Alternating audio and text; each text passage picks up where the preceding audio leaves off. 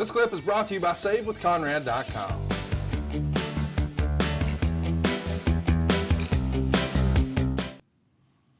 I think about what we saw on the video, and we saw Nikita, we saw Bullet Bob Armstrong, Scott Armstrong, and then their brother, of course, Road Dogg. He's here. Road too. Dogg, right? I mean, listen, they had a loaded card and they had a lot of talent, but the reality is they didn't get the right business model up front. They had they had overestimated or greatly overestimated what the appetite would be for a weekly pay-per-view with no TV. But when they got what were very inflated numbers, they stayed the course and they kept digging a bigger and bigger and bigger hole. The trick with, running pay-per-view too, is you have to pay all these overhead costs up front, but you don't actually get your money for 4 to 6 months. So by the time they found out what they were really getting, it was already too late. They had already overspent and sort of screwed the pooch. But in 02, there is no ECW. There is no WCW. It's WWE or Japan. And it's not like Japan is having their strongest years ever at this point.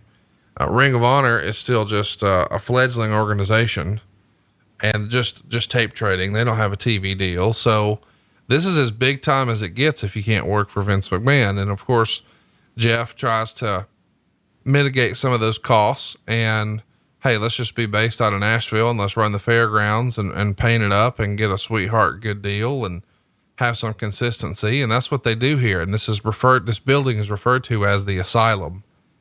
And they did a great job with it. But behind the scenes, there's a lot of strife. I mean, I know people remember hearing that there were sort of two camps divided there at the end of Dixie Carter's run, but that's not what we're even talking about here. We're talking about from the very, very beginning, Jeff Jarrett and his dad, Jerry, the original two sort of founding partners, really disagreed about whether or not to involve Vince Russo.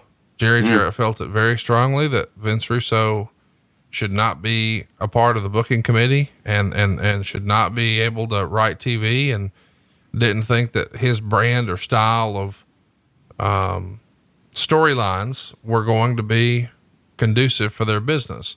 And obviously Jeff felt differently because Vince Russo is the person who made Jeff Jarrett a world champion. And maybe he felt like he had to have his back because he had his before. Who knows?